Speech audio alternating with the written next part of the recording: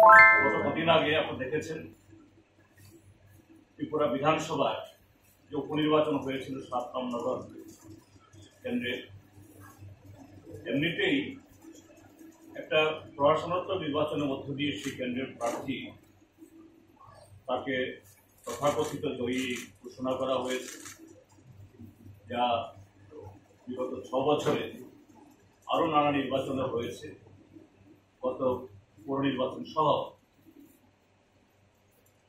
সেই ভদ্রলোক যার নির্বাচনটা স্বচ্ছ না, তাকে আবার সম্পূর্ণ যে ত্রিপুরা বিধানসভার যে বিধি এক্সিস্টিং যে তার অ্যাক্ট, এটা সম্পূর্ণ ভায়োলেট করে।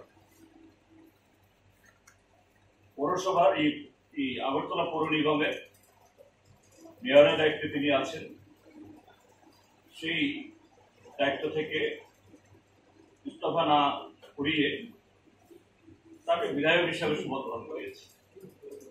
এই সবগুলা বিষয় মিলে আমরা আমাদের যে পর্যবেক্ষণ এবং তার সাথে আগামী কিছু কর্মসূচি আজকে আপনাদের সামনে ঘোষণা করছি।